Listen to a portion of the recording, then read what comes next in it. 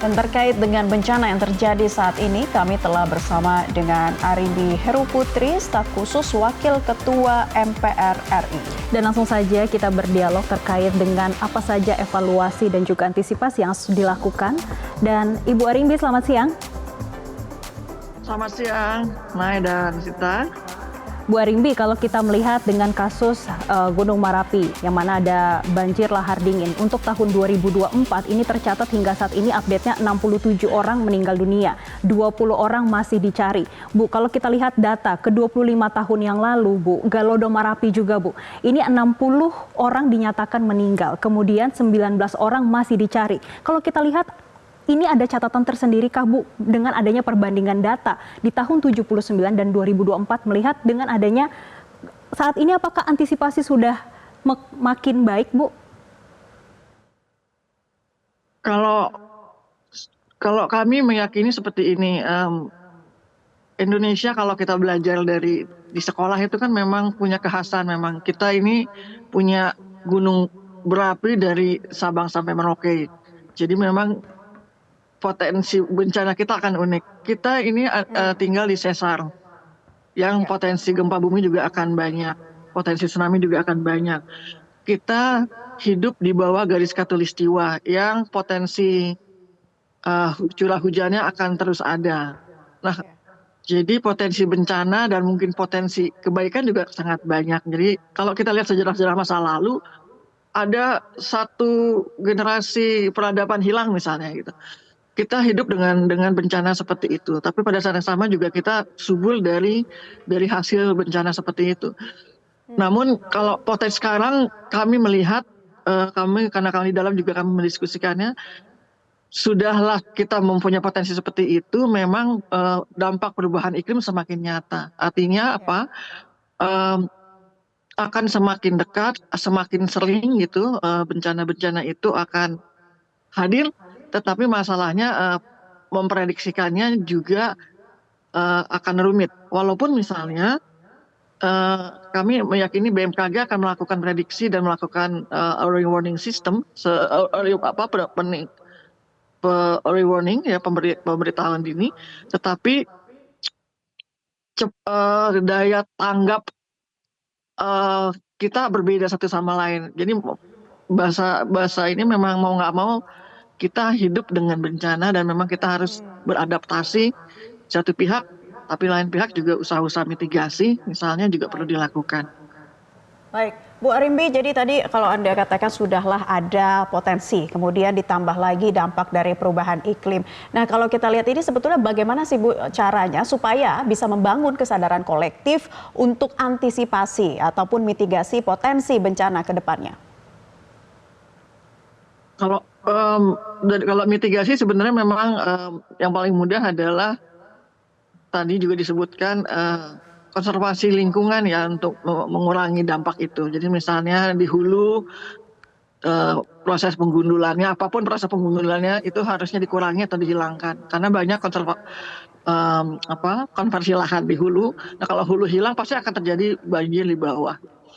Kemudian memperkuat early warning system untuk misalnya bencana-bencana yang potensi ditimbulkan oleh gunung-gunung yang akan erupted, yang bencana gunung berapi. Nah, memang bicara soal membangun kesadaran kolektif dan kerjasama itu sangat mudah, tetapi rumit ya, apalagi Indonesia negara kepulauan satu pihak gitu, yang mungkin bahasa komunikasinya satu sama lain berbeda. Kadang-kadang kita juga lupa, misalnya di gunung indah, tapi bisa-bisa ketika banjir bandang datang itu hanya dalam hitungan menit. Gitu. Nah, kita bermain di area itu. Kesadaran kita mungkin ada, tetapi kapasitas kita untuk cepat tanggap juga susah. Jadi mungkin ya jadi mitigasi perlu dilakukan ya. Dengan memperbaiki lingkungan. Kedua, yang adaptasi itu bagaimana kita juga berusaha beradaptasi dengan situasi lingkungan yang berubah drastis seperti ini. Misalnya di tingkat masyarakat, sudah ada misalnya himbauan siap-siap nih, ada dua tas, satu tas yang isinya surat-surat penting, satu lagi adalah survival kit misalnya seperti itu. Tetapi kan nggak semua tingkat menjalankan itu. Um, mau nggak mau itu harus dilakukan. Dan misalnya juga kebiasaan untuk melakukan drill, pelatihan untuk tanggap bencana itu belum menjadi hal umum di kita ya misalnya. Di Jepang itu 3 bulan sekali misalnya murid-murid SD diajarkan bagaimana bereaksi terhadap gempa dan sebagainya. Ya.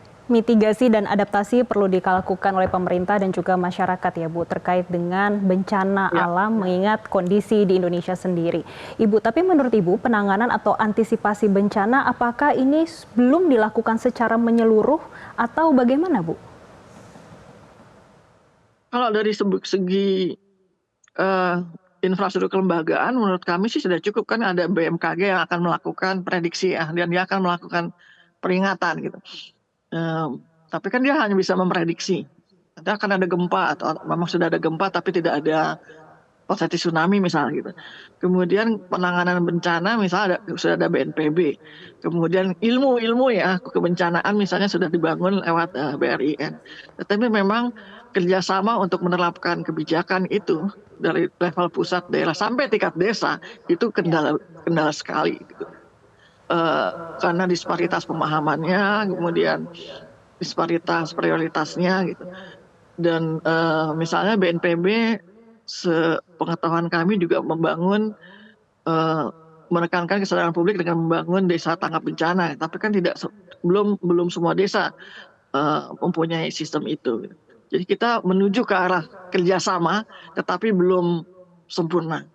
Sementara bencana ya dia akan jalan terus tanpa bisa kita prediksi. Misalnya yang mungkin juga terjadi kalau perubahan iklim kan bukan hanya cuaca ekstrim, tetapi juga nanti mungkin akan ada penyakit-penyakit tanda kutip baru yang kita juga harus prediksi.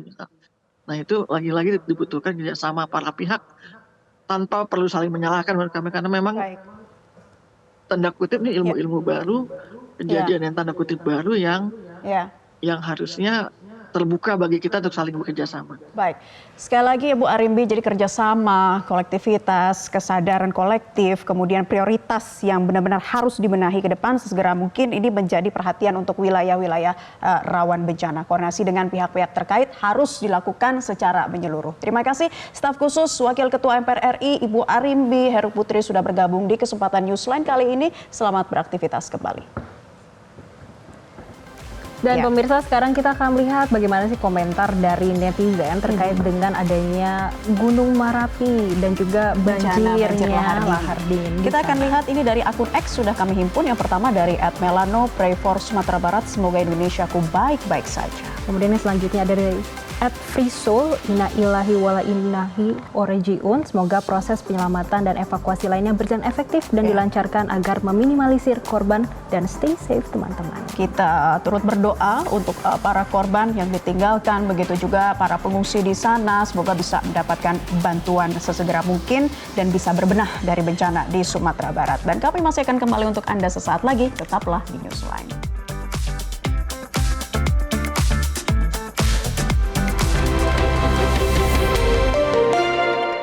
Jelajahi cara baru mendapatkan informasi. Download Metro TV Extend sekarang.